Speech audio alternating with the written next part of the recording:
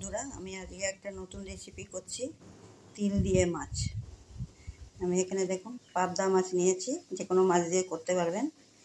পাবদা মাছগুলো নুন হলুদ মাখিয়ে ভেজে নিয়েছি। আমি এখন মিক্সার জারে সব কী কী উপকরণ বাটছি দেখাচ্ছি। মিক্সার জার নিয়ে নিয়েছি, তার মধ্যে এই যে তিল নিয়েছি 4 চামচ, 4 চামচের 4টে কাঁচা লঙ্কা নিয়েছি, আর এই 1 চামচের থেকে একটু বেশি আছে চারমগজ, এটা নিয়েছি। এগুলোকে এখন আমি বাটবো। কড়াতে তেল দিয়ে দিয়েছি, গরম হয়ে গেছে। এর মধ্যে আমি একটু কালো জিরা ফোড়ন দিলাম। কালো জিরা ফোড়ন দিয়ে আমি এই পেস্টটা বানালাম, যে সেই পেস্টটা দিয়ে দিলাম। এই দেখুন পেস্টটা এর মধ্যে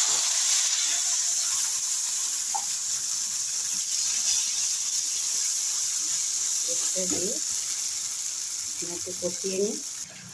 দেখুন পেস্টটাতে তেল ছেড়ে দিয়েছে। এটা সাদা তিল কিন্তু খাওয়া খুব ভালো হাড়ের পক্ষে। আমি এর মধ্যে একটু 1/2 চামচ হলুদের গুঁড়ো দিলাম।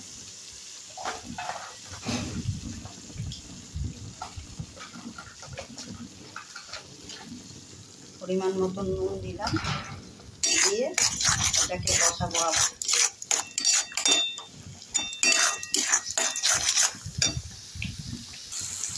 মশলাটা কষানো হয়ে গেছে।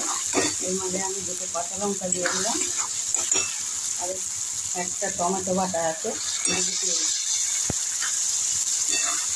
এই চাইলে একটু চিনি দিতে পারে, কিন্তু আমি চিনি দিলাম না।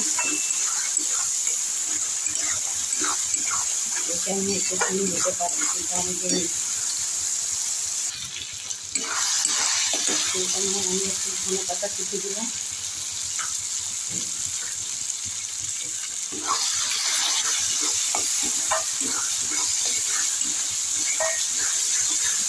ধনে পাতা কুচি দিই।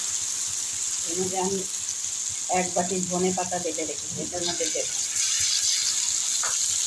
দিয়ে এটাকে নাড়ব। এই দেখুন এটা ফুটে উঠেছে। এখন আমি এর মধ্যে একটু জল দিব। ওই ধনে পাতা বেটেছিলাম, সেই পরিমাণ মতন জল দিয়ে দিলাম। আর জল দেবো না, ওটা একটু মাখাই হবে। এর মধ্যে আমি মাছগুলো এখন দিয়ে দেবো।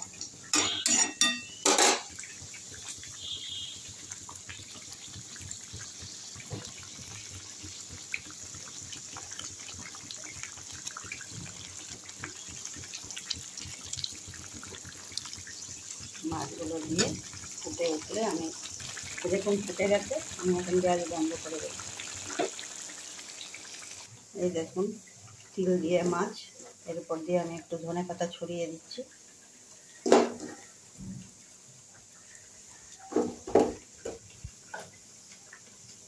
এখানে এমনি করে একবার তিল দিয়ে মাছ খেয়ে দেখুন, খুব ভালো হয়।